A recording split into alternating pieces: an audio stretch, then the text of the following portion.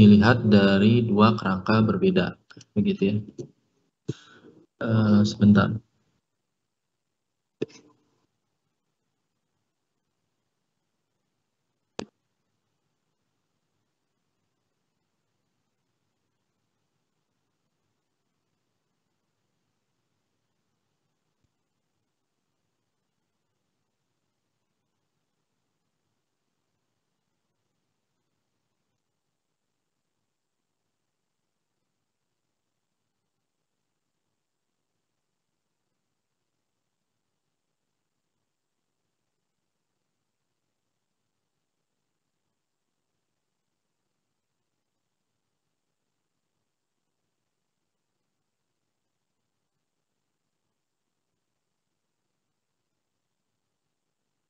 Halo, maaf tadi terputus suara saya. Sekarang udah masuk lagi belum? Sudah, Pak. Sudah, Pak. Oke. Ya. Jadi kita akan mencoba menganalisa gitu ya. Sebenarnya dinamika suatu benda atau terjadinya suatu kejadian ya dilihat dari dua kerangka acuan yang berbeda begitu ya. Kalau kita lihat di gambar paling atas di sini ini adalah dua kerangka inersial ya. Inersial yang pertama itu adalah kerangka S aksen ya di sini, dan satu kerangka yang lainnya adalah kerangka S. Di mana di sini kerangka S aksen ini adalah kerangka yang bergerak dengan kecepatan v begitu ya. Dengan kecepatan v.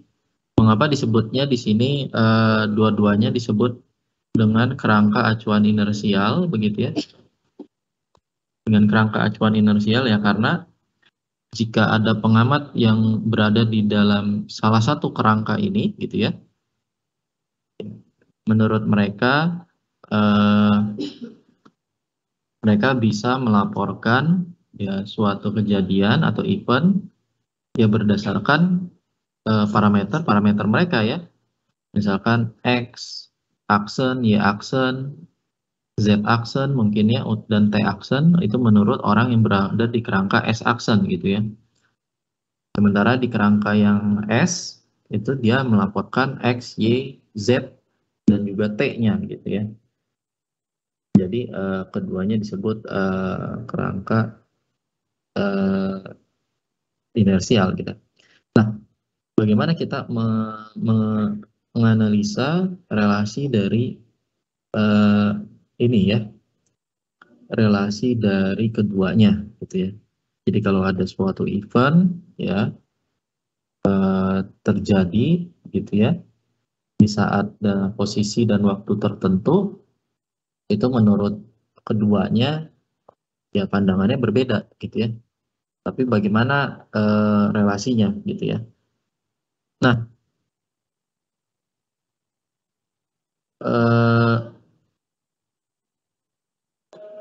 kalau kita lihat gitu ya, kalau kita lihat transformasinya, yaitu ada dua jenis transformasinya gitu ya, relasinya gitu ya. Di sini kita mengenal transformasi Galileo begitu ya, di mana transformasi Galileo ini sebenarnya berdasarkan transformasi kinematika ataupun dinamika yang sudah kita pelajari di semester 1 begitu ya, perubahannya. Di mana di sini dia hanya dapat bekerja pada kecepatan yang rendah begitu ya. Intinya adalah pada kecepatan yang rendah. Seperti misalkan ini, di mana X aksen itu adalah posisi X dikurangi V dikali T gitu ya. Seperti itu ya. Jadi kalau dalam kerangka ilustrasi di sini kita bisa tentukan bahwa X aksen sama dengan X dikurangi V kali T gitu ya. Ini seperti ya kinematika biasa saja gitu ya, yang sudah kita pelajari, dan waktunya itu absolut gitu ya. Waktunya absolut T aksen sama dengan T gitu ya. Nah, persamaan-persamaan ini ya, sistem ini bekerja pada kecepatan yang rendah gitu ya, dibandingkan dengan kecepatan cahaya gitu ya. Nah,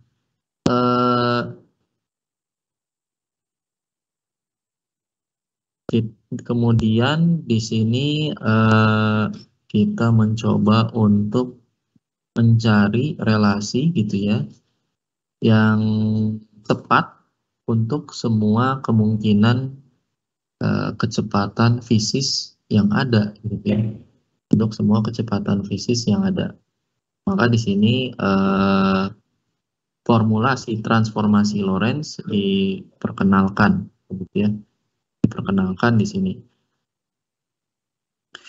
Di sini dalam transformasi Lorentz begitu ya, kita bisa lihat di sini bahwa hubungan x-aksen dengan x itu tidak hanya selisihnya dari v kali t saja begitu ya, tapi ada faktor lain ya, faktor lain yaitu faktor gamma ya, yang kemarin sudah kita turunkan gitu ya, yang sudah kita turunkan. Nah di sini kita bisa lihat ya, kalau ini hanya gerak dalam satu dimensi, berarti hanya x-aksennya saja yang bisa kita cari ya secara relatif terhadap kerangka S gitu ya. Kemudian ya aksen Y-nya itu dianggap konstan ya, karena hanya bergerak pada satu dimensi, dan ini adalah waktu gitu ya. Transformasi dari waktu. Ya. Transformasi dari waktu. Transformasi dari waktu. Nah, dalam transformasi ini ya, dalam transformasi ini kita ya bisa ya masing-masing pengamat, ya, baik itu pengamat yang ada di kerangka S-aksen ataupun kerangka S gitu ya, itu dia bisa kita definisikan ininya ya, apa? Kita definisikan ya kapan dan di mana terjadinya gitu ya, relatif terhadap informasi yang ada gitu ya, relatif terhadap informasi yang ada. Nah ini adalah transformasi Lorentz ya, transformasi Lorentz. Di sini tergantung pada kasusnya ya. Kalau ini kan satu dimensi, kalau ada dua dimensi, ini bisa kita definisikan masing-masing juga gitu ya. Bisa kita definisikan masing-masing juga.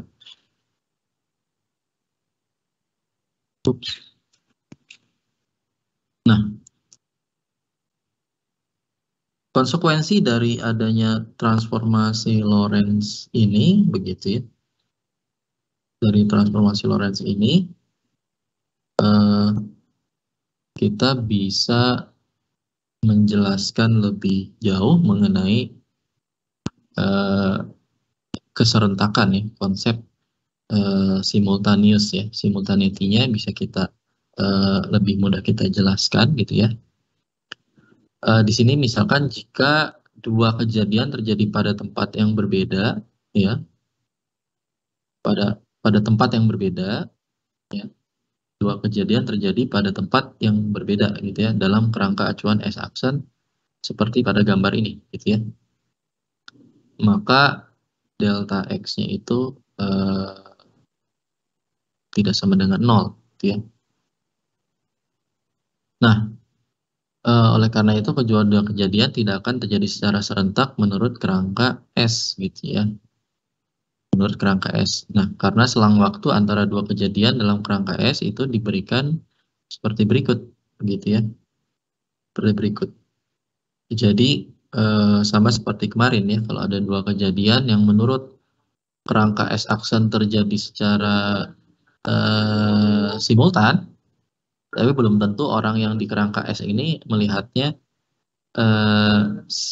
terjadi secara simultan gitu ya. Nah, ini selang waktu yang terukur gitu ya. Nah, di sini separasi spasial ya, delta x aksen di sini begitu ya. Delta x aksen di sini itu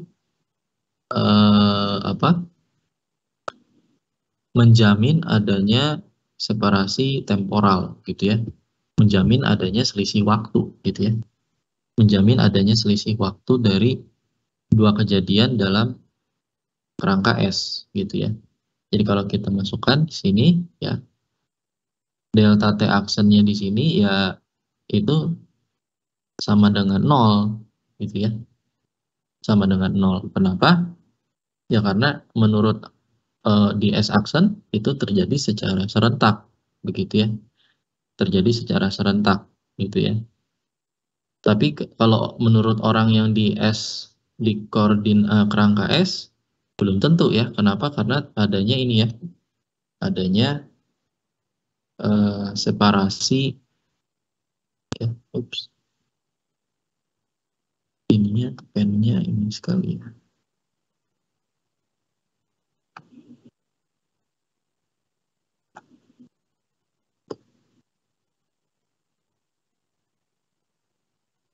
Karena adanya separasi ini ya. Separasi spasial gitu ya. Sehingga pasti menjamin adanya separasi temporal ya. Dari tadi ya persamaan yang ini ya. Gitu. Ini menjelaskan juga ya yang melanjutkan yang kemarin gitu ya. Kalau ada separasi spasial sudah pasti ada separasi temporalnya ya. Seperti itu. Nah, kemudian kalau ditinjau dari kasus dilatasi waktu begitu ya. Uh,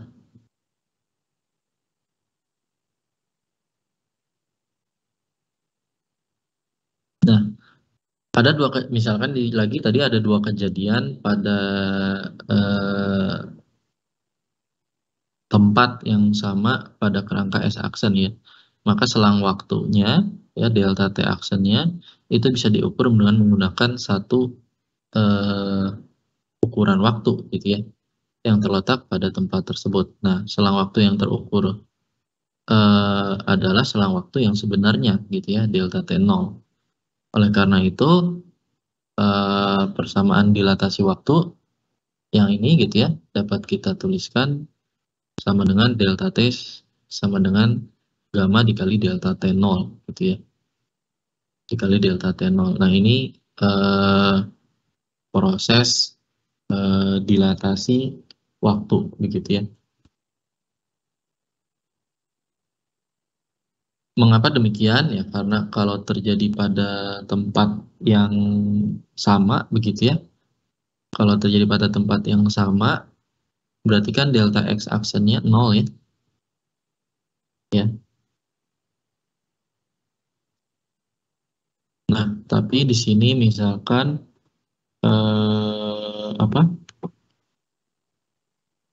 Kita mengasumsikan begitu ya. Mengasumsikan sekarang ada delta T aksennya itu tidak sama dengan 0 gitu ya. Tidak sama dengan 0. Maka kalau tadi kita tinjau persamaan yang ini ya, persamaan yang di atas tadi, delta T,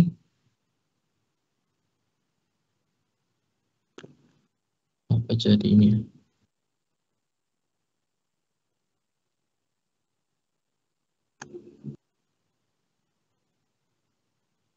Hmm.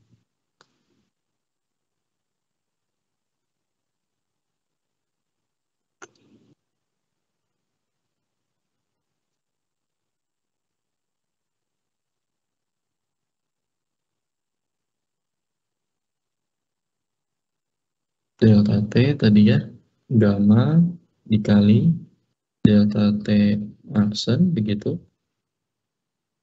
ditambah ya,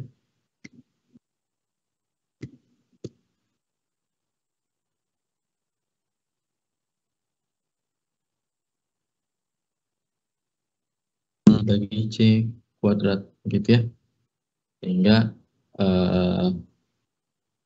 delta T-nya ini ya, delta T-nya ini ya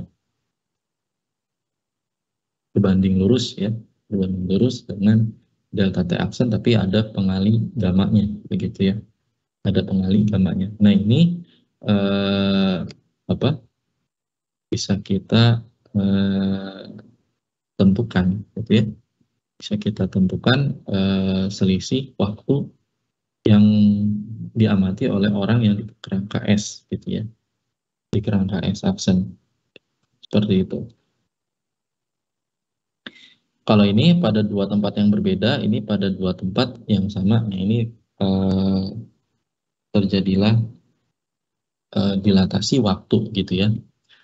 Kemudian konsekuensinya juga ini dari konstruksi panjang begitu ya. Nah misalkan sebuah batang diletakkan sejajar misalkan ya, sepanjang sumbu X dan X aksen gitu ya. Di gambar ini lagi pada keadaan diam ya, misalkan pada keadaan diam dalam kerangka acuan S aksen gitu ya. Ya, jadi menurut orang yang di S aksen bendanya itu diam begitu ya, bendanya diam. Pengamat di S aksen itu pasti dapat mengukur panjangnya begitu ya, dengan mencari selisih koordinat ya, dengan mencari selisih koordinat. Jadi kalau misalkan batangnya di sini gitu ya, ya dia dengan mudah bisa cari selisihnya aja gitu ya. Nah, menurut orang yang di X aksen, delta X aksen yang diperoleh adalah panjang yang sebenarnya ya. Panjang yang sebenarnya ya, L0 gitu ya. L0 dari batangnya tersebut. Karena pengukuran dilakukan pada kerangka diam batang ya. Jadi walaupun kerangka S aksen ini bergerak, tapi karena dia ikut bergerak dengan S aksen, seolah-olah batangnya itu diam gitu ya, menurut orang yang ada di kerangka S aksen gitu ya. Nah, menurut orang yang ada di S, ya batang tersebut bergerak gitu ya. Batang tersebut bergerak gitu ya, maka delta X-nya itu dapat dipandang sebagai panjang L dari batang dalam kerangka S ya. Jika koordinat titik akhir batang diukur secara serentak ya, yaitu delta T-nya 0 gitu ya. Jadi di sini kita bisa lihat bahwa delta X aksen adalah L0, sementara delta X adalah L gitu ya. Dan delta T-nya misalkan diambil 0 gitu ya. Kenapa 0? Ya misalkan karena tadi kita pengukurannya gitu ya, koordinat akhirnya itu diukur secara serentak begitu ya, diukur secara serentak.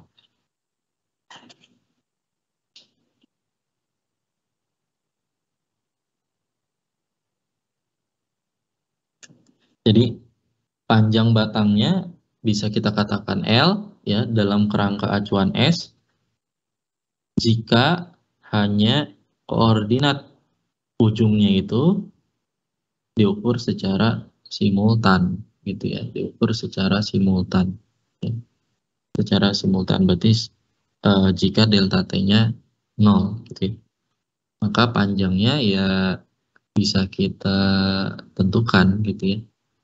Bisa kita tentukan di sini tadi sama dengan 0 gitu ya. Di sini ini sama dengan 0, maka delta X sama dengan delta X aksen dibagi lambda gitu ya. Jadi di sini delta X sama dengan delta X aksen dibagi dengan gamanya begitu ya. Nah ini dari transformasi Lorentz sebenarnya kita bisa menghitung ya, menurunkan kembali formulasi-formulasi yang kemarin kita bahas begitu ya. Ada pertanyaan dulu nggak sebelum saya lanjutkan?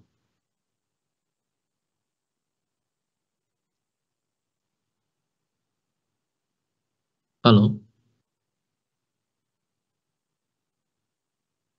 mana ini suaranya? Belum ada, Pak. Belum ada. Yang lain bagaimana? Belum ada, Pak. Belum ada, Pak. Oke. Saya coba lanjutkan ya. Kalau tadi ya, dengan memanfaatkan transformasi Lorentz kita mengamati ya benda atau sistem yang belum bergerak gitu ya, yang tidak bergerak gitu, yang tidak bergerak. Nah di sini bagaimana kalau ada sebuah sistem atau benda, atau di sini contohnya partikel ya, yang bergerak begitu ya. Jadi kelajuan dari partikel yang bergerak itu bergantung pada kerangka acuannya. Ya, maksudnya begini.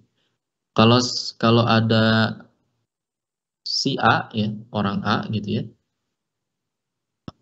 Orang A ini berdiri di atau berada di kerangka acuan S. Yang B, orang yang B ini berada di kerangka acuan X-aksen, gitu ya.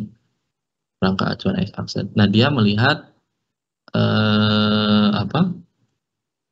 kecepatan atau partikel yang lewat dengan kecepatan yang sebenarnya itu berbeda-beda gitu ya, menurut mereka gitu ya. Menurut mereka ya. Menurut mereka itu kecepatannya berbeda-beda. Atau contoh sederhananya gini. Ada orang yang berdiri gitu ya, berdiri di pinggir jalan gitu ya. Atau berdiri di atap rumah, di atap gedung, mengamati pesawat yang lewat gitu ya. Mengamati pesawat yang lewat gitu ya. Mengamati pesawat yang lewat, atau orang yang berada di pinggir jalan mengamati pesawat yang lewat ya. Nah misalkan orang yang berada di pinggir jalan itu dia punya alat ukur kecepatan gitu ya, dan kecepatannya adalah U gitu ya.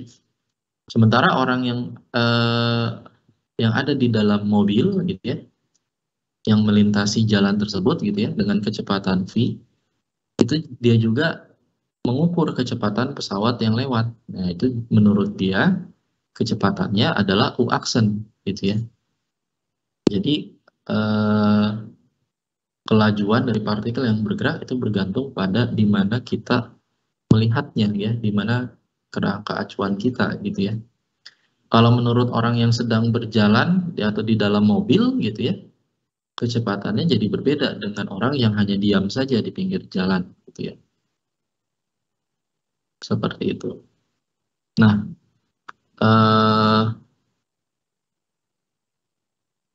kalau di sini kita coba asumsikan gitu ya, ada partikel bergerak dengan kecepatan konstan paralel terhadap sumbu X-aksen dan X gitu ya. Kita asumsikan ya partikel ini.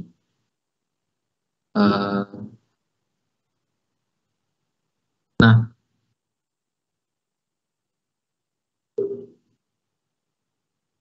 kemudian di sini partikel ini mengirimkan sinyal gitu ya. Mengirimkan sinyal sembari dia bergerak, dia mengirimkan sinyal begitu ya. Mengirimkan sinyal. Nah,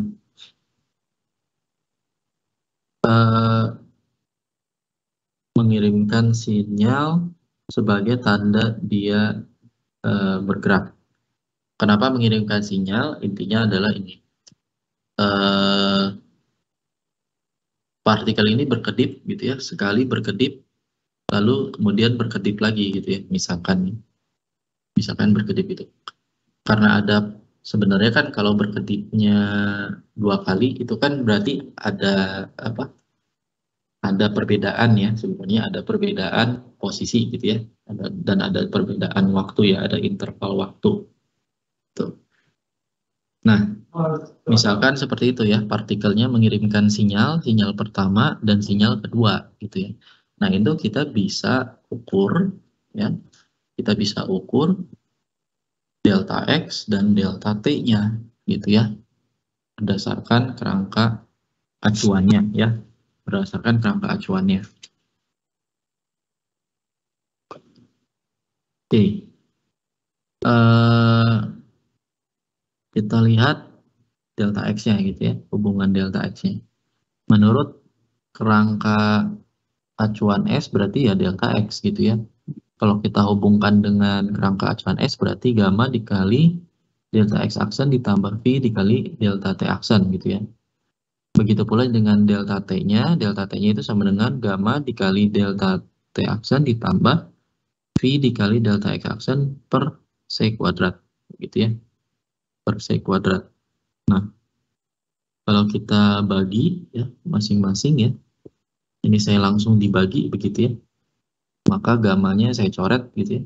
Gamanya saya coret, maka saya dapat persamaan kurang lebih seperti ini ya. Kurang lebih seperti ini. Jadi di sini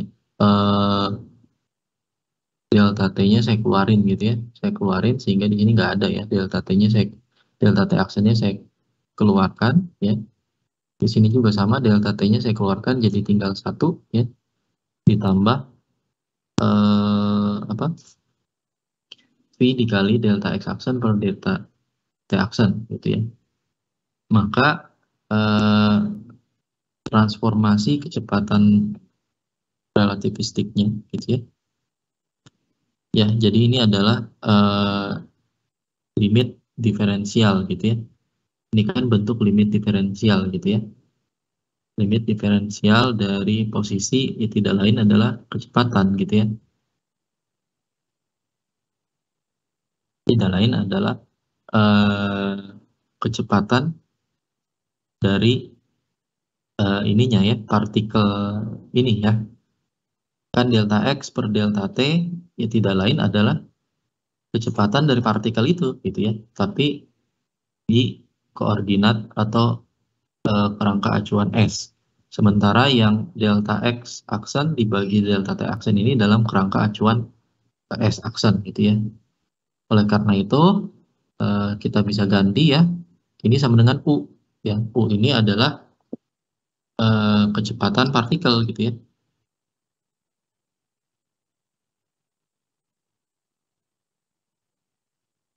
Kecepatan partikelnya gitu ya di kerangka S seperti itu.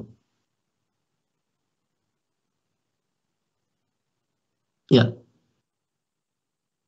di sini ya. Ini cara menurunkan relasinya gitu ya. Relasi antara kecepatan partikel yang diamati di kerangka S aksen dengan kerangka S gitu ya.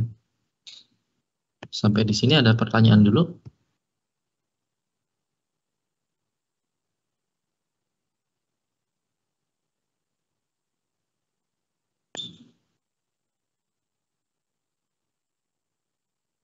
Halo? Aman, Pak. Aman ya. Jadi kalau ada seperti ini, kita tidak perlu lagi menghafalkan formulasi ya, yang banyak itu ya. Cukup memahami tadi ya konsep dari apa namanya transformasi Lorentz, gitu ya. Dari transformasi Lorentz itu bisa diturunkan semuanya, gitu ya.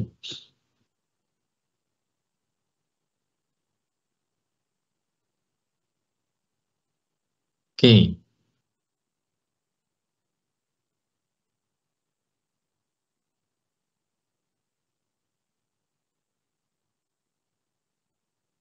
Kalau tidak ada, kita coba lanjutkan, gitu ya. kita coba lanjutkan. Ini sebenarnya apa?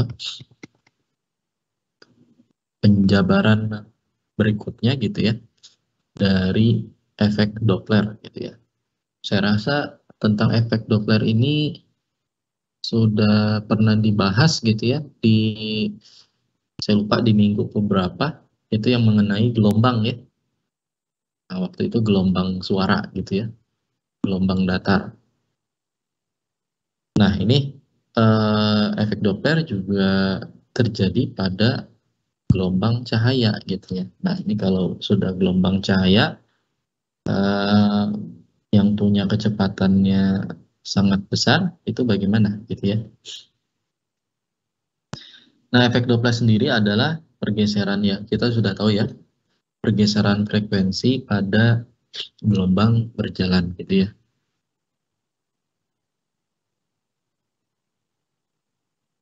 Nah, efek Doppler untuk gelombang cahaya itu bergantung hanya pada satu kecepatan ya, yaitu kecepatan V gitu.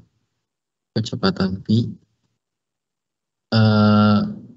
antara sumber dan detektornya ya dari masing-masing kerangka acuan. Misal F0 ini frekuensi yang sebenarnya gitu ya dari sumber gitu ya. Atau bisa dikatakan frekuensi yang diukur oleh pengamat pada kerangka diam sumber gitu ya. Pada kerangka diam sumber gitu ya.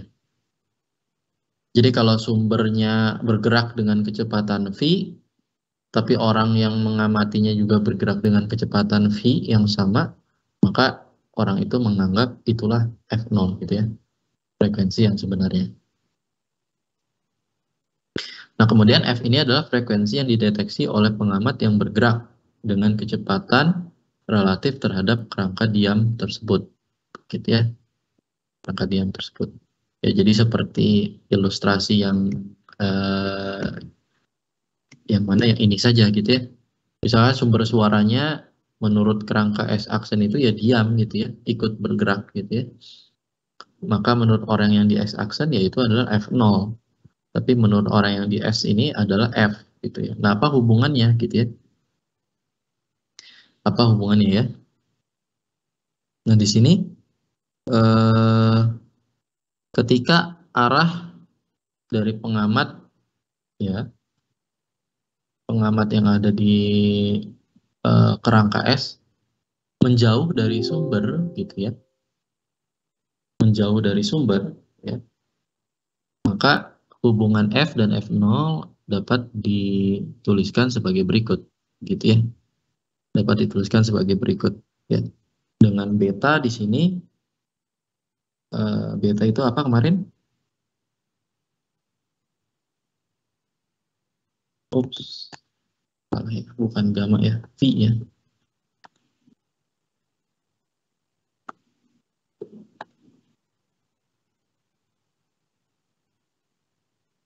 P dibagi C gitu ya. Ya, ketika pengamatnya menjauh dari sumbernya, maka frekuensinya ini yang terhitung ya. Untuk kasus kelajuan yang rendah gitu ya, jadi betanya itu sangat kecil, artinya V-nya itu jauh lebih kecil gitu ya, maka kita bisa mengekspansi persamaan di atas ya dengan deret sebagai berikut gitu ya, yang deret sebagai berikut. Nah ini apa frekuensinya gitu ya, frekuensinya. Nah biasanya selain frekuensi kita tentu saja bisa mengukur gitu ya, mengukur panjang gelombangnya gitu ya, mengukur dengan panjang gelombangnya gitu ya. Jadi kalau kita input begitu ya hubungannya gelombang cahaya ini gitu ya, bahwa F itu sama dengan kecepatan cahaya dibagikan dengan lambda, begitu ya. Kemudian F0 itu sama dengan C dibagi lambda nolnya, gitu ya. Dengan lambda nolnya.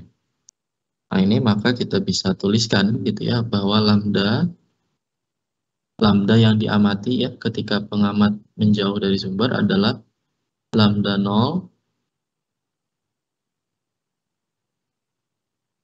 dibagi dengan 1 min beta per 1 plus beta, begitu ya. Seperti itu. Ini saya rasa ini hubungannya yang umum ya, karena frekuensi bisa kita tuliskan sebagai berikut. Ada pertanyaan dulu nggak sampai di sini? Aman, Pak. Tidak ada? Enggak, Pak.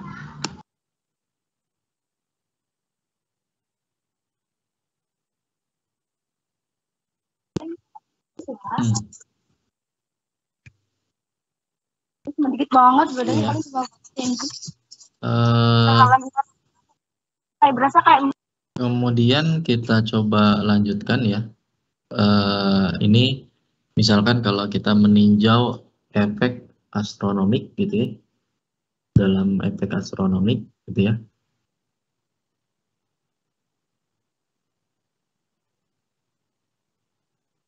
Jadi kita tadi lihat ya, kalau betanya sangat kecil gitu ya, betanya sangat kecil itu menandakan juga bahwa sumber dan detektornya ini terpisah gitu ya, sumber dan detektornya itu terpisah jauh begitu ya, karena betanya kecil gitu ya, karena betanya sangat kecil jadi kita bisa ekspansi seperti berikut ya. Nah, kalau kita meninjau sebuah bintang gitu ya, bergerak menjauh dari diri kita dengan kecepatan V yang cukup rendah gitu ya, cukup rendah, betanya cukup kecil ya, jauh lebih kecil gitu ya, sehingga B kuadratnya bisa kita dekati sama dengan 0 atau bisa kita abaikan gitu ya, bisa kita abaikan, maka kita bisa menentukan ya nanti panjang gelombang yang sebenarnya gitu ya dari cahaya bintang tadi gitu ya. Jadi seolah-olah kalau kita melihat bintang yang ada ya di malam hari gitu ya, itu dia itu seolah-olah bergerak menjauhi kita gitu ya, bergerak menjauhi kita, tuh. Bergerak menjauhi kita. Nah, frekuensi yang kita lihat, frekuensi cahaya yang kita lihat, yang dipancarkan oleh bintang tersebut, begitu ya, dan yang kita terima itu ya sudah pasti sudah berbeda, begitu ya. Maka ini bisa kita tuliskan gitu ya, bisa kita tuliskan. Ini kita cari ininya ya. Tadi, ini maaf, ini saya ada keliru kayaknya ya. Ininya bukan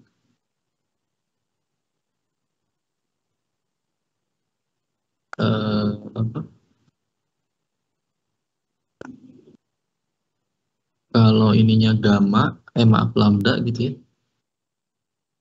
Harusnya ini 1 plus beta ya, terbalik ya. Diakarkan ya. Harusnya diakarkan. Maka dari persamaan ini kita akan dapat seperti berikut ya. Jadi biasanya kita menghitungnya lambdanya gitu ya, bukan frekuensinya gitu ya. Lambdanya. Begitu. Seperti itu. Nah, ini kita bisa tentukan gitu ya nanti lambdanya itu berapa gitu ya. Lambdanya ini berapa. Ini hanya matematis saja sih sebenarnya. Kalau tadi betanya itu cukup kecil, sebenarnya bisa kita ganti gitu ya. Jadi 1 per beta ini sama dengan 1 plus beta ya. 1 per 1 min beta itu sama dengan 1 plus beta gitu ya. Nah ini apa? Nanti kita bisa lihat perbandingannya gitu ya. Lihat perbandingannya gitu dari beta gitu ya. Dari beta. Nah ini dari sini kita bisa turunkan bahwa kecepatan radial dari sumber cahayanya itu ya jauh lebih kecil nanti ya dari kecepatan cahaya gitu ya. Dari kecepatan cahayanya. Seperti itu. Nah ini efek astronomi begitu ya. Jadi kalau kita melihat bintang, panjang gelombang yang sampai ke kita itu ya sudah jauh berbeda gitu ya. Karena tadi ada efek Doppler. Oke.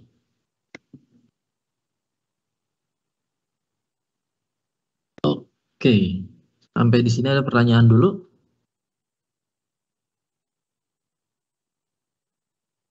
Belum, Pak. Belum? Yang lain bagaimana ini?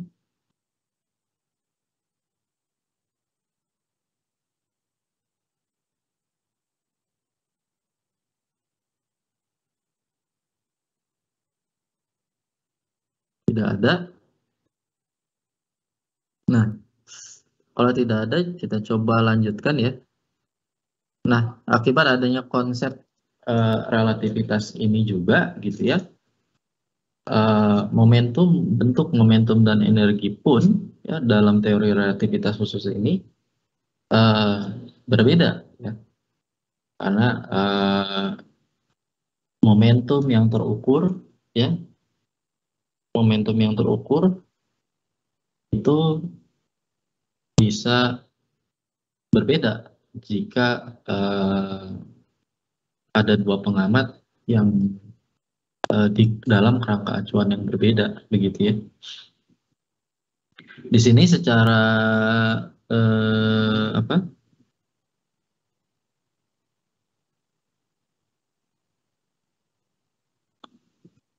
Secara sederhananya, contohnya yaitu tadi ya, kalau momentum biasanya identik dengan tumbukan gitu ya. Ya ada tumbukan gitu ya. Ada tumbukan ya, misalkan ini tadi kerangka S gitu ya. Kemudian yang ini apa? Yang ini kerangka S aksen gitu ya. Kerangka S aksen, terus misalkan di sini apa? Ada ya tumbukan gitu ya.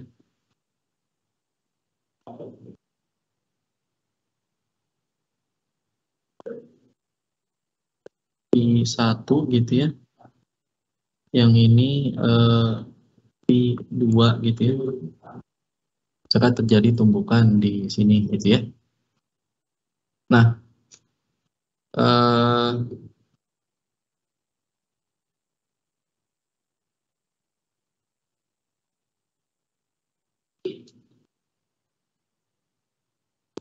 dalam klasikal mekanik gitu ya, yang sudah kita pelajari di semester 1 gitu ya, kita melihat bahwa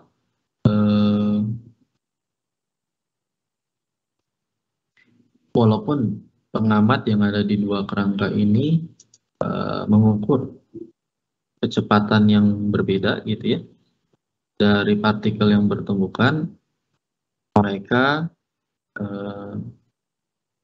tetap gitu ya, tetap menganut adanya konservasi momentum, gitu ya. Jadi kalau ini kan partikel yang satu bergerak dengan V2, yang satu dengan V1 gitu ya. Misalkan ini menurut kerangka S, tapi menurut S aksen kan V1 aksen dan V2 aksen gitu ya.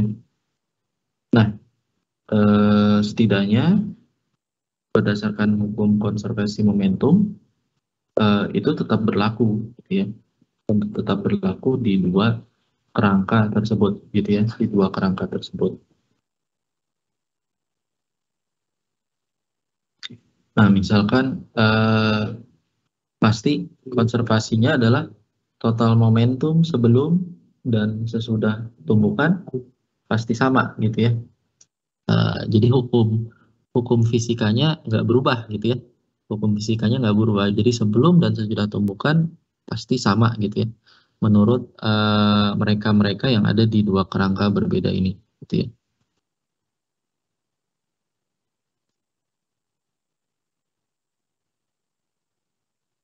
Nah, bagaimana situasi ini dipengaruhi oleh dilihat dari relativitas gitu ya, dari relativitas. Nah ini kalau kita apa? Kalau kita lihat gitu ya,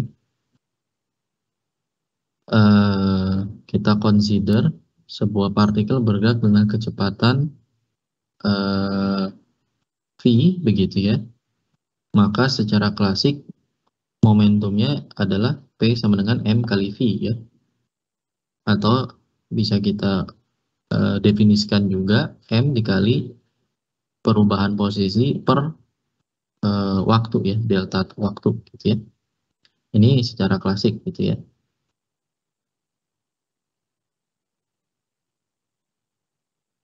Nah, di sini kita mencoba mendefinisikan hal baru gitu ya, untuk melihat ekspresi relativistiknya gitu ya.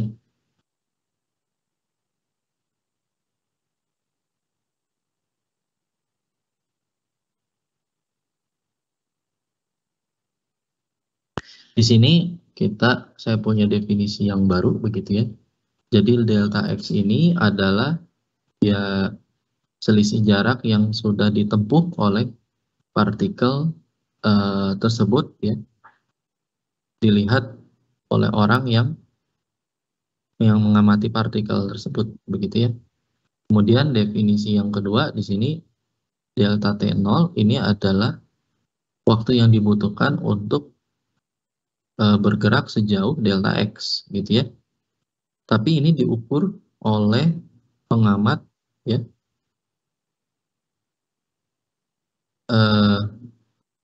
yang ini, yang dia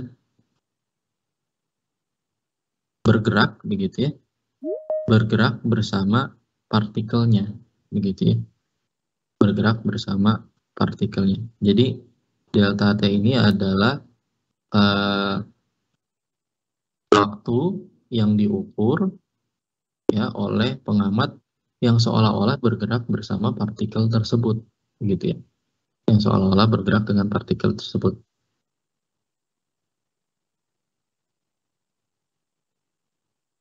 Nah, ini adalah delta T0 gitu ya, delta T0. Nah, di sini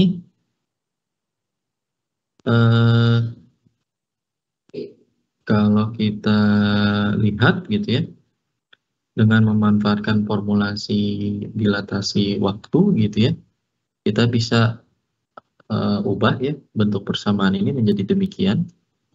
Jadi delta T ya delta X per delta T dikali delta T per delta T0 gitu ya. Mana delta T per delta T0 adalah gamma begitu ya. Ini adalah gamma. Nah, sementara di sini delta V per delta T tidak lain adalah kecepatan dari partikel itu sendiri gitu ya. Sedemikian sehingga momentumnya sekarang berubah begitu ya. Ini gamma dikali M dikali V gitu ya. Jadi ada faktor gamanya begitu ya. faktor gamanya. Seperti itu. Jadi ada faktor Lorentz-nya gitu ya di sini ya. Jadi ada faktor Lorentz-nya gitu. Jadi ini tadi berbeda ya konsepnya, sekarang berbeda momentumnya menurut orang yang seolah-olah bergerak bersama partikel tersebut gitu ya. Ini efek relativitasnya. Nah, kemudian bagaimana dengan energi begitu ya? Dengan energi ya. Kalau ya mungkin ini juga sudah dibahas di minggu sebelumnya gitu ya. Bahwa massa M dan energi yang ekuivalen suatu benda itu hubungannya seperti ini gitu ya. N0 sama dengan mc kuadrat ya. Energi yang berkait dengan massa dari suatu benda disebut dengan energi massa atau energi diam begitu ya. Jadi energi yang berkait dengan massa dari suatu benda itu disebut energi massa atau energi diam. Misalkan elektron gitu ya. Elektron dia punya massa sekian gitu ya, atau proton massanya sekian, maka kita bisa menghitung ekivalen dari energinya, energi massanya ya, atau energi diamnya gitu ya. Dari energi diamnya. Nah, ini apa? Ini konsep dari elektron gitu ya. Jadi dia diam pun itu sudah membawa energi gitu ya. Nah, total energi dari suatu sistem terisolasi ya, dari sistem yang terisolasi ini ya tidak dapat berubah begitu ya. Tidak dapat berubah. Ini artinya adalah energinya kekal gitu ya. Energinya kekal. Jadi kalau saya punya energi total terdiri dari N0 plus K gitu ya, energi kinetiknya gitu ya, maka kita bisa tuliskan ya bahwa E sama dengan gamma dikali mc kuadrat ya. Gamma dikalikan dengan mc kuadrat. Jadi total energinya ini tidak bisa ya, suatu sistem terisolasi tidak dapat berubah begitu ya. Jawabannya apa? Oke.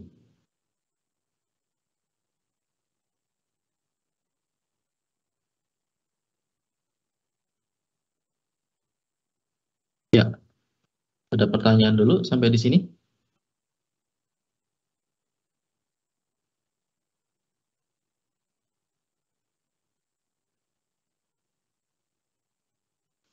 Pak izin bertanya. Silahkan.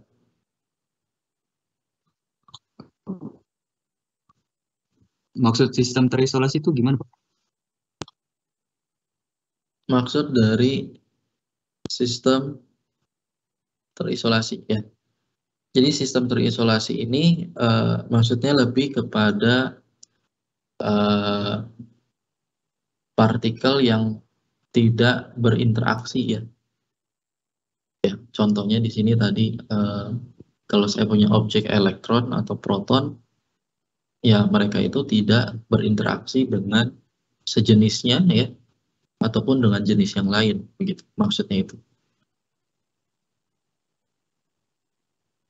Maksudnya itu. Jadi kalau ada suatu ya contohnya yang paling gampang elektron gitu ya, dia bergerak dengan kecepatan tertentu, pasti dia punya energi kinetik dan punya energi dalamnya ya, atau bukan energi dalam tapi energi diamnya gitu ya. Maka total energinya ini disebut ya totalnya ini ya, energi diam ditambah energi kinetiknya gitu ya. Jadi sistemnya terisolasi hanya elektron saja gitu. Ini setara dengan gamma dikali mc kuadrat.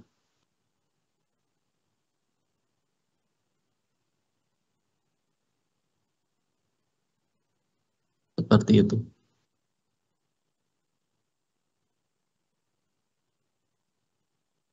Ya. Nah, ini kalau bagaimana kita mencari kinetik energinya gitu ya. Ya kita tinggal mulai dari persamaan ini saja gitu ya. Dimulai dari persamaan ini saja kita bisa definisikan gitu ya, bahwa sekarang energi kinetik itu ya tidak hanya sesimpel tengah mv kuadrat saja gitu ya, tapi ada di sini faktor Lorentz-nya gitu ya, bahwa K itu sama dengan E dikurangi mc kuadrat. E itu tadi adalah gamma kali mc kuadrat ya, dikurangi mc, maka perbandingannya gamma min 1 dikali mc kuadrat. Ini adalah energi kinetiknya begitu ya, energi kinetiknya gitu.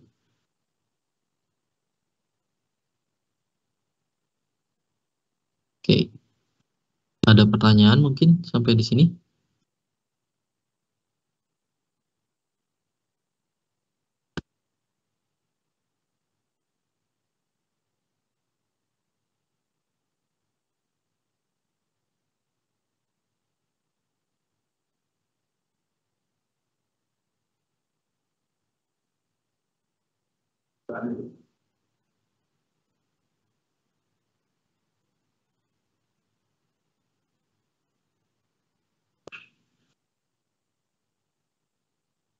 Tidak ada?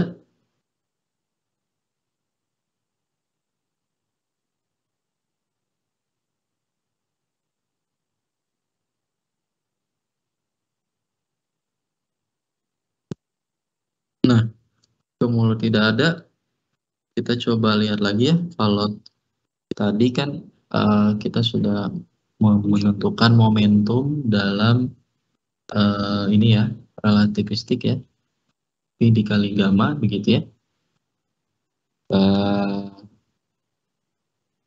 Kemudian persamaan energi kinetik juga ini sudah kita tuliskan di sini gitu ya. Nah,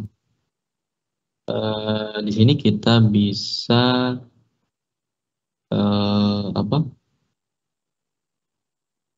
cari gitu ya, kita bisa cari hubungannya ya antara momentum dan energi kinetik gitu ya, antara momentum dan energi kinetik. Tadi di sebelumnya di sini ya.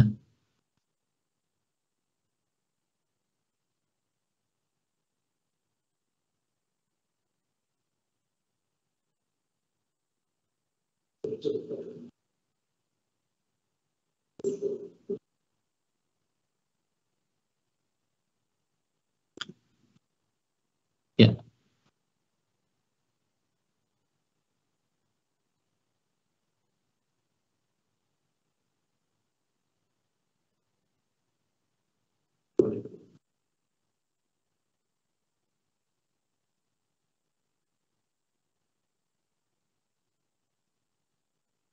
Kita bisa mencari hubungannya gitu ya, hubungan antara energi dan momentumnya gitu ya.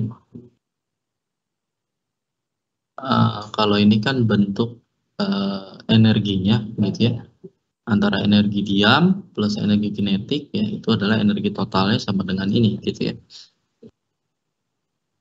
Kita bisa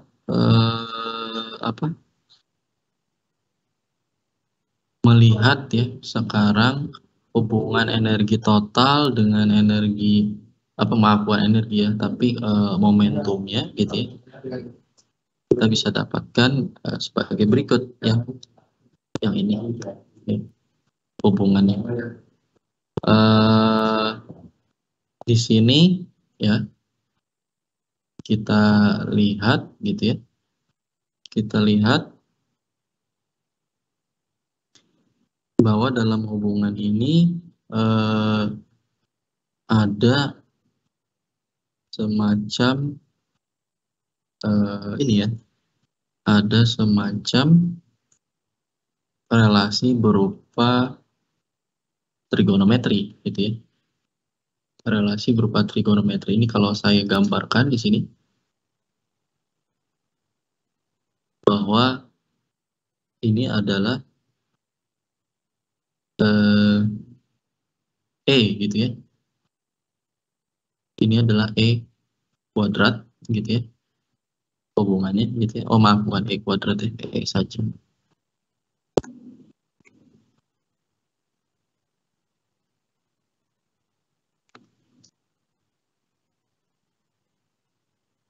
Di sini E gitu ya. Di sini ada P dikali C. Di sini ada MC kuadrat gitu ya. Ada MC kuadrat. Nah, ini kalau kita ambil ilustrasi seolah-olah di sini gitu ya, bahwa ini adalah nanti yang merah ini adalah MC kuadrat gitu ya. Sementara ini apa gitu ya, yang sisanya ya. Yang sisanya ini tidak lain adalah K gitu ya. Tidak lain adalah K ya. Ya ini apa hubungannya gitu ya. Hubungannya kalau ingin menghafal gitu ya. Menghafal antara momentum gitu ya dan energi kinetik begitu ya.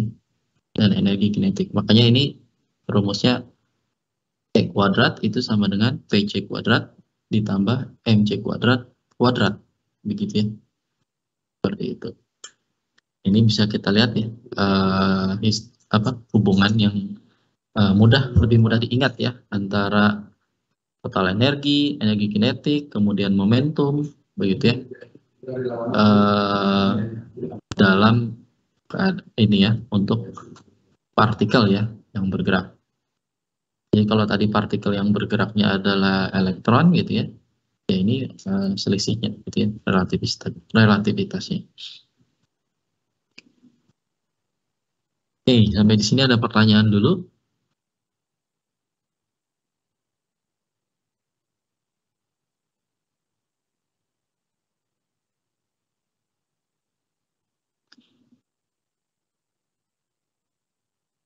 Halo. Aman, Pak. Tidak ada. Nah, ini kalau plot ini plot ilustrasi gitu ya. Saat kita menyertakan efek relativistik dan tanpa efek relativistik di dalam menghitung kinetik energi gitu ya. Ini kalau secara simulasi bahwa kalau klasik ya dia akan ini saja gitu ya. Secara klasik dia akan terus naik gitu ya, walaupun perbandingan V dan C-nya mendekati 1, dia masih akan naik terus gitu ya. Tapi kalau adanya efek relativistik, ini bisa dilihat begitu ya, bahwa energi kinetik ini akan mendekati titik tahingga ya, akan mendekati titik tahingga jika kecepatan V-nya itu mendekati kecepatan cahaya gitu ya, mendekati kecepatan cahaya ya. Nah, kurva yang X ini kan kurva simulasi sebenarnya. Ternyata yang X ini adalah hasil dari eksperimen gitu ya. Hasil dari eksperimen begitu. Nah, ini contoh ya, contoh pentingnya efek relativistik ya dalam mengukur gitu ya, dalam mengukur kelajuan ini ya, kelajuan dari ya partikel yang bergerak mendekati kecepatan cahaya gitu ya. Jadi biasanya elektron itu karena energi dalamnya sudah sangat besar ya, itu efek relativistiknya harus kita pertimbangkan gitu ya. Ini contoh ya, contoh apa? Pentingnya efek relativitas.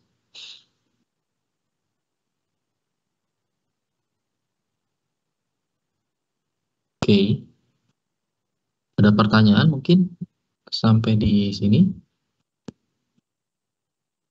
Halo? Iya, Pak. Enggak, Pak. Nggak ada? Oh, kenapa ya? Close ya?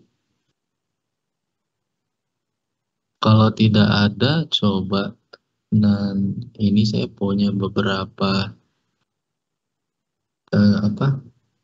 studi kasus ya. Coba ini saya ambil dari buku Holiday gitu ya. Beberapa latihan soal yang bisa ini ya, memahami apa yang sudah tadi saya jelaskan. Coba saya minta ini dikerjakan begitu ya. Ini ada kurang lebih ada 3 pertanyaan sih. Misal yang pertama, seorang pengamat pada kerangka S ini melaporkan peristiwa ya yang terjadi pada titik X 3 kali 10 pangkat 8 meter pada T 2,5 second gitu ya. Pada T 2,5 second. Pengamat kedua pada kerangka S aksen bergerak dengan kecepatan 0,4 C ya. Posisi X dan X aksennya itu 0 gitu ya. Ada berimpit gitu ya. Dan T-nya sama dengan T aksen sama dengan 0 gitu ya. Nah, berapakah koordinat ruang dan waktu kejadian tersebut menurut pengamat yang ada di kerangka S gitu ya. Jadi menurut kerangka yang diam terjadinya di sini gitu ya. Sementara orang yang sedang bergerak di sini kapan dia? Di mana dia melihatnya gitu ya, mengamatinya. Nah, kemudian kalau kasusnya terbalik, kalau kerangka S aksennya bergerak ke arah sumbu X negatif. Nah, maka koordinat ruang dan waktu kejadian tersebut menurut pengamat kerangka S aksen itu di mana dan berapa? Ya kapan ya? Jadi kalau tadi bergeraknya ke arah X positif, yang ini bergeraknya ke arah sumbu X negatif gitu ya. Nah, coba kalian tentukan koordinat ruang dan waktunya. Ini udah di screenshot? Sudah, Pak. Sudah ya. Berikutnya yang kedua ini ya.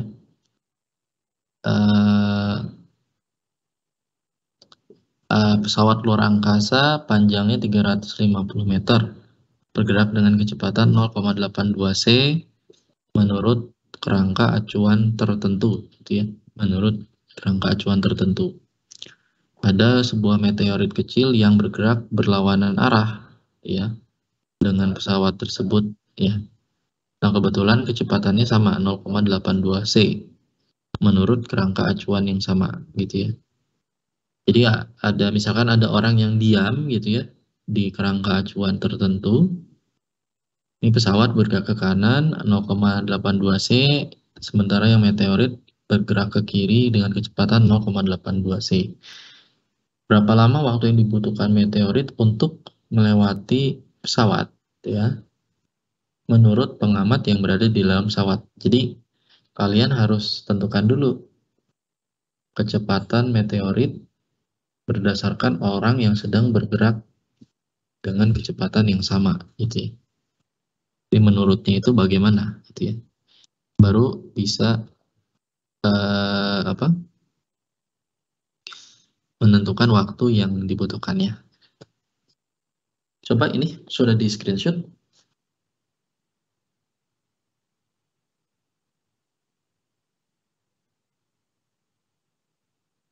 Kalau sudah di screenshot, coba ini ya, dikerjakan dulu. Dikerjakan dulu ya, nanti saya coba panggil ya. Siapa yang ingin menjawab ya. Ya, silakan dicoba dulu ya. Sudah di screenshot semuanya tadi pertanyaannya?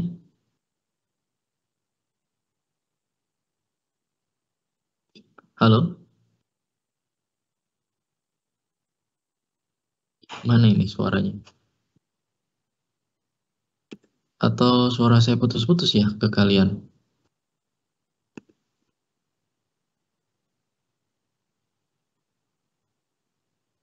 Halo?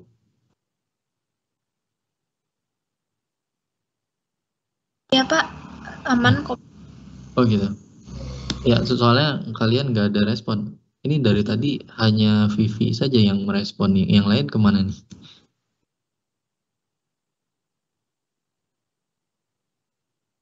Yang lain mudah-mudahan menyimak ya. Eh, ya walaupun lagi bersama-sama, mudah-mudahan tetap menyimak ya. Coba yang tadi dikerjakan dulu ya.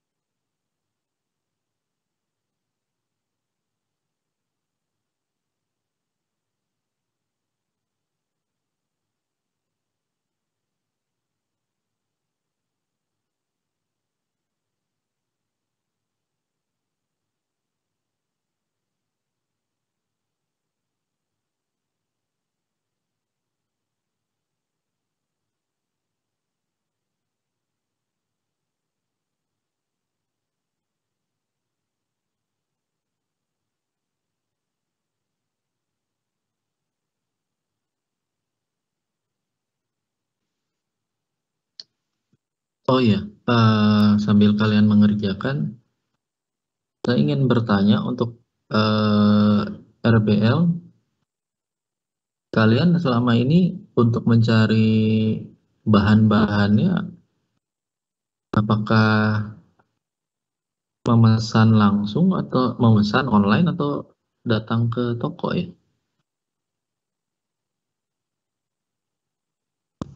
Beli ke toko sih, Pak. Ada di daerah Jatinangor ada ya? Ada, Pak. Yang lain gimana? Eh, Siapa misal? Farhan gimana Farhan?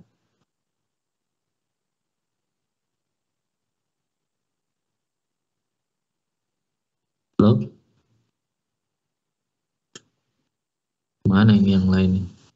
Kalau aku ini Pak, offline, bukan online. Jadi belinya langsung. Oh langsung ini ya, ke toko ya? Oke.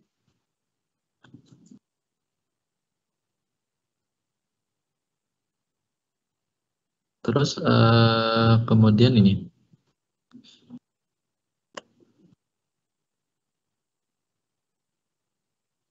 nah ini, pada saat membeli kawat tembaganya gitu ya, itu kalian belinya ditanya ini nggak diameternya? Ya, diameternya berapa mili gitu. Biasanya suka begitu. Ada yang sangat tipis, ada yang cukup tebal gitu ya. Kalian belinya yang bagaimana? Bisa diceritain nggak?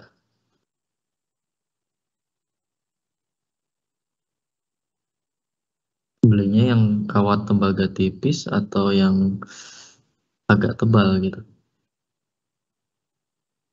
Halo? Iya, Pak. Kebetulan kalau saya yang beli di kelompok saya ikhlas, Pak. Mungkin bisa ikhlas yang jawab. Gimana tuh? Kalau untuk saya belinya yang agak tebal, Pak. Oh, yang agak tebal.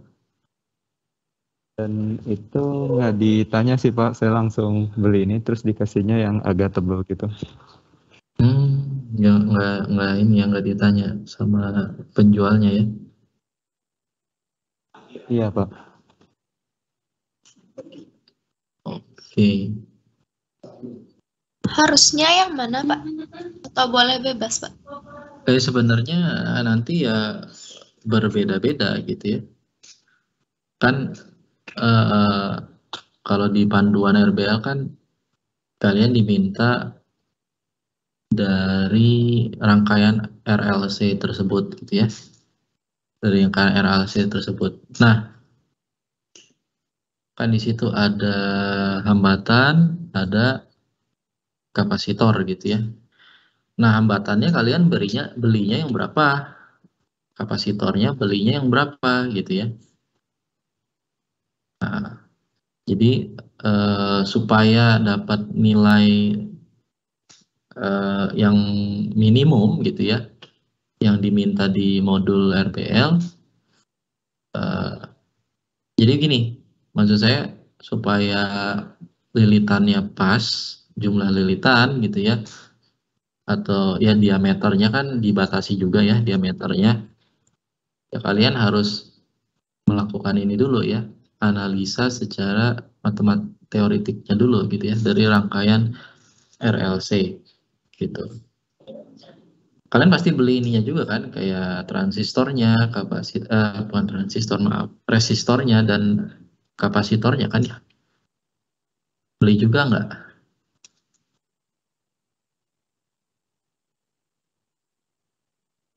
Atau malah hanya beli kawat tembaganya aja lagi? Ada yang sudah menghitung nggak ini, membuat modelnya?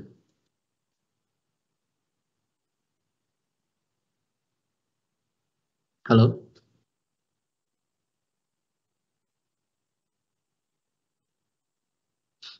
Mana ini suaranya?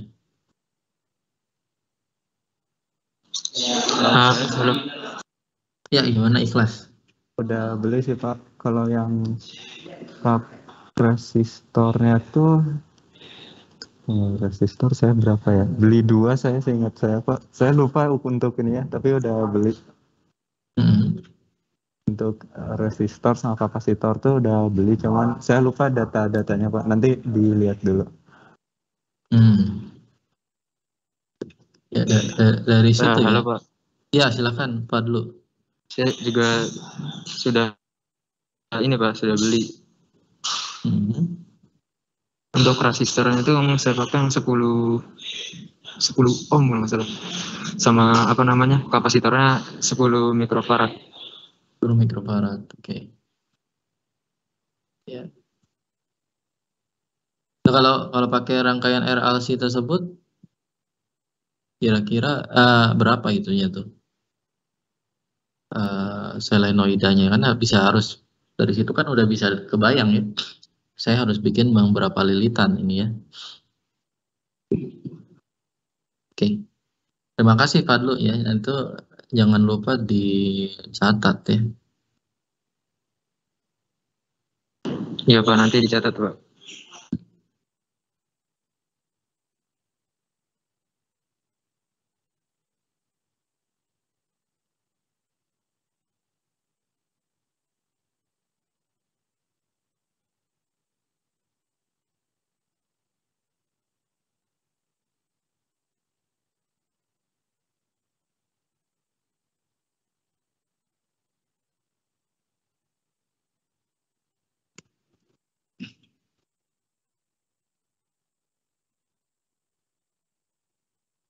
Ya, bagaimana?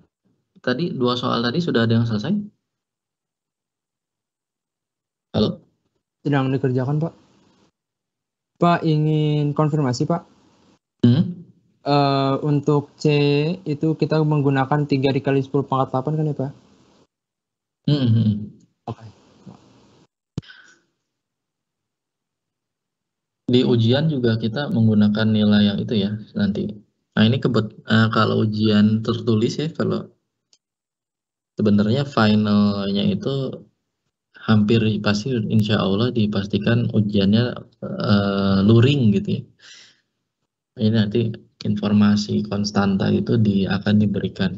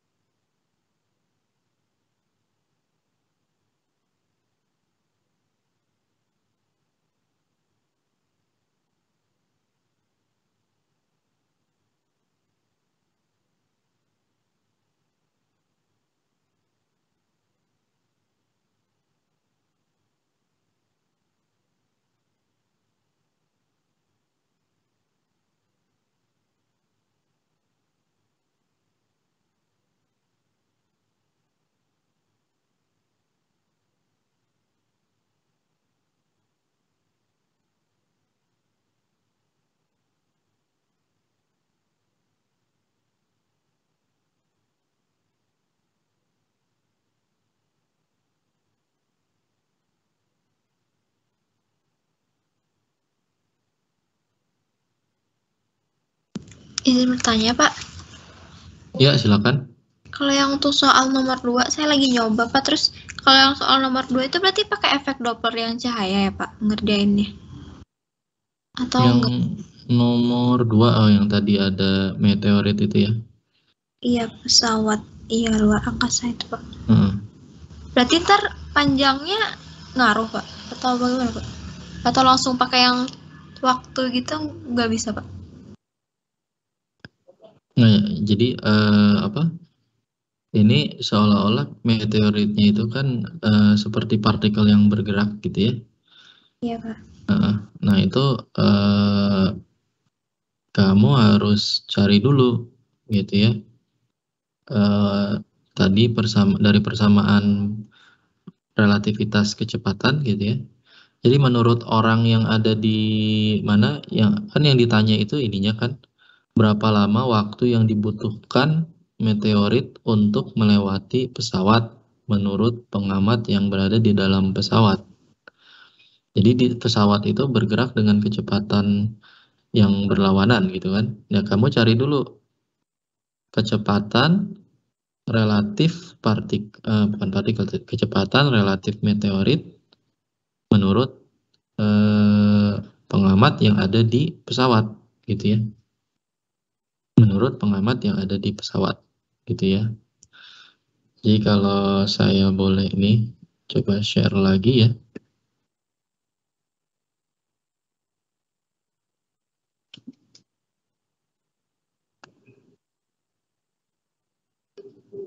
Tadi itu ini ya, kecepatan itu ini ya,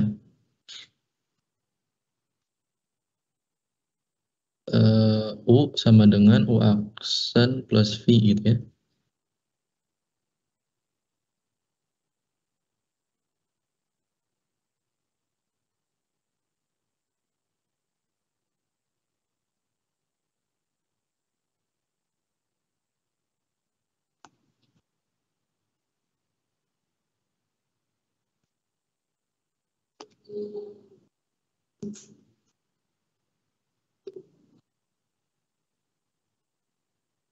Nah ini ya. Nah ini kalian harus temukan dulu gitu ya. U aksennya berapa gitu ya. Oops. U aksennya berapa gitu ya. Dari sini. Dari sini U aksennya berapa. Baru bisa apa? Mendapatkan nilai itunya ya. Nilai itunya. Nilai delta T aksennya gitu ya.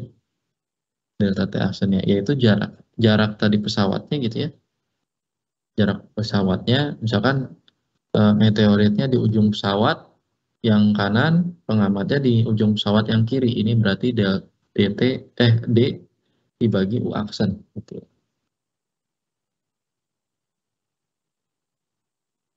Dibagi U aksen. Nah, ini apa? Yang harus dicari tahu ininya dulu gitu ya. U aksennya dulu. Gitu ya. Seperti itu. Bisa ini pahami siapa tadi? Vivi? Bisa, Pak. Lagi nyoba, Pak.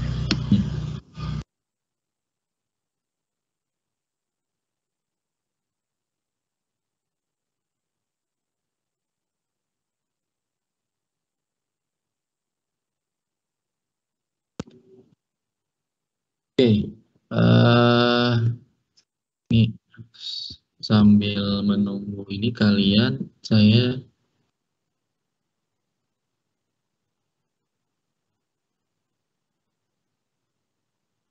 Muhammad Alvin Pratama ada?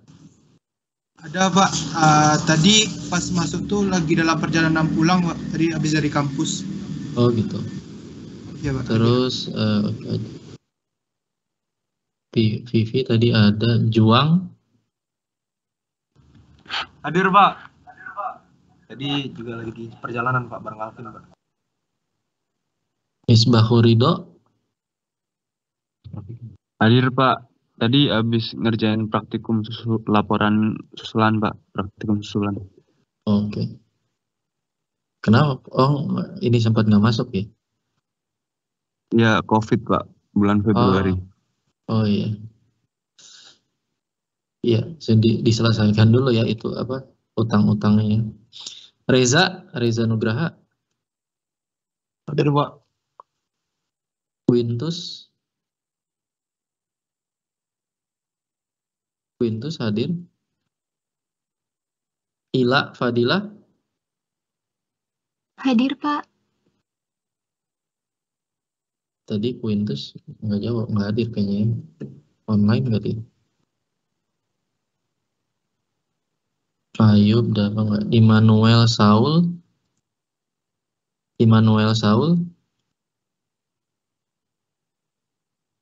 Immanuel ada.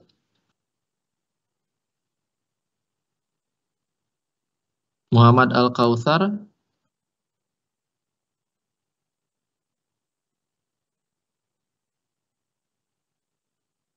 tidak ada. Kenny Samuel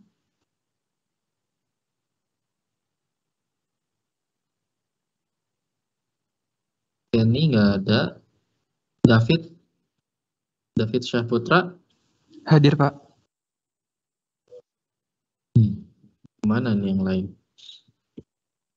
David hadir, Pak. Oke, David hadir.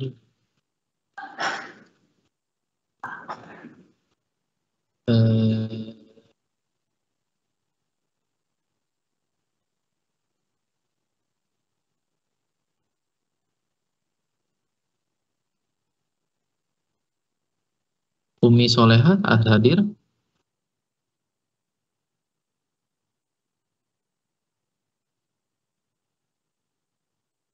Immanuel Saul. Ini saya lihat di sini beberapa orang absensinya sudah di bawah 80% ya.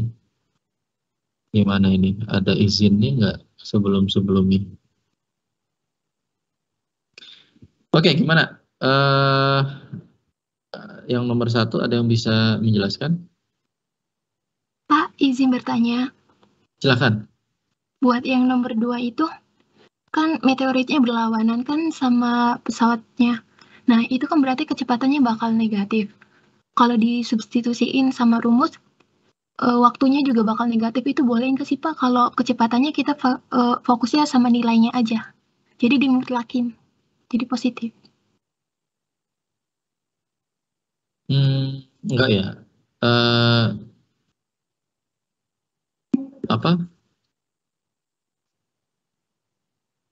Gini. Kita lihat dulu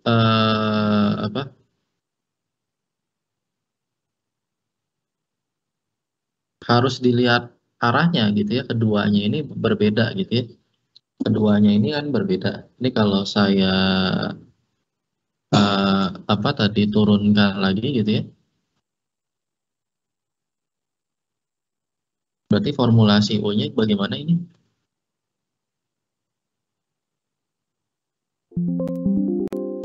U aksen sama dengan menambah keluar.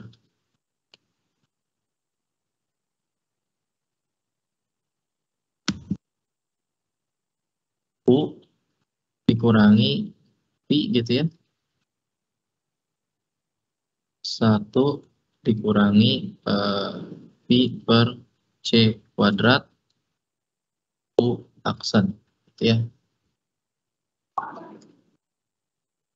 Oh maaf, bukan U aksen tapi U aja ya.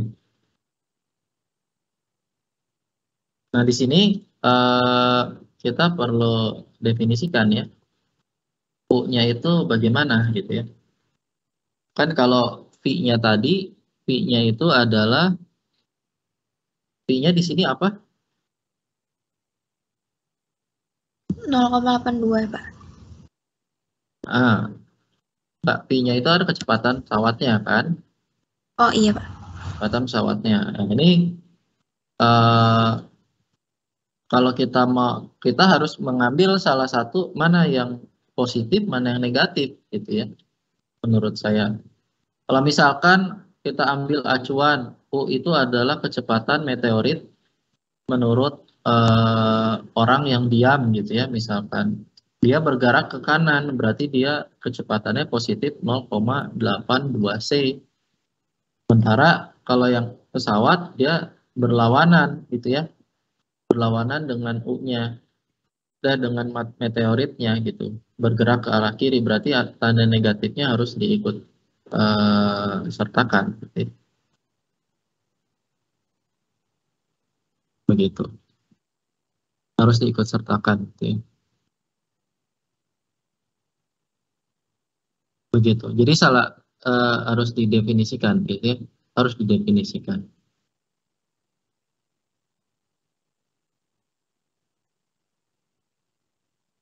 Bisa dipahami? Bisa, Pak. Terima kasih. Bisa ya. Jadi nanti nggak tahu ini kalau kita hasilnya positif negatif ini. Positif hasilnya ya. Positif. Iya, Pak. Positif ya. Berarti U aksennya adalah positif. Iya, Pak. Ya positif ya, karena benar ya, positif karena si meteoritnya itu mendekati pengamat yang ada di pesawat gitu ya. Seperti itu. Nah, nanti delta T-nya itu. Kalau dapatnya negatif, ya tentu delta T mah absolut gitu ya. Kita hitungnya yang positifnya tentunya delta T-nya ya. Kita ambil besarnya ya. Gitu. Pak, nanti untuk mau nanya Pak, kalau yang nyari delta T aksennya, berarti itu tetap satuannya tetap di C aja ya Pak? Apa harus diganti ke meter per second Pak? Harus diganti Pak? Apa? Kalau bisa sih ya kalau diganti, kalau bisa dimasukin ya. Dimasukin ya. Oh iya. Jangan Oke, cuma Pak. konstanta, jangan cuma dituliskan C-nya saja gitu. Oh iya, baik Pak. Oke, mungkin karena waktunya sudah 16.50 ya, saya rasa saya mau cukupkan dulu sampai di sini begitu ya, tentang materi minggu ke-13 ini. Kita akan lanjutkan ya materi terakhir minggu depan. Nah ini minggu depan ini bagaimana ya? Apakah kalau kalian saya minta untuk datang semuanya gitu di hari Senin offline, apakah bersedia?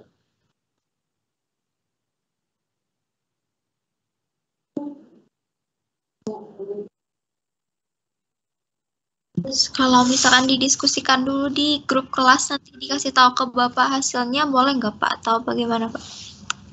Boleh ya, coba diskusikan dulu. Jadi kemarin tuh saya kan kalian juga pernah bilang ya, matematika dan kimia itu malah sudah boleh masuk 100% kuota, maksudnya kuota kelasnya itu benar-benar 100% semuanya masuk. Kalian kan bilang begitu.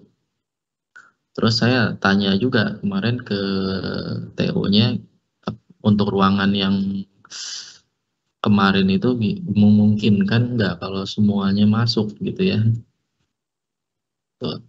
Beliau bilang sih selama ini arahannya boleh katanya. Tapi ya tergantung, kalau kalian tetap ingin di parsial gitu ya, saya siap juga gitu ya.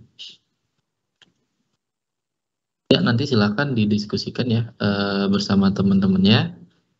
Akhir kata saya ucapkan terima kasih atas kehadiran dan partisipasinya. Kita ketemu lagi hari Senin. Selamat sore. Assalamualaikum warahmatullahi wabarakatuh. Waalaikumsalam. Terima kasih, Pak. Waalaikumsalam warahmatullahi wabarakatuh.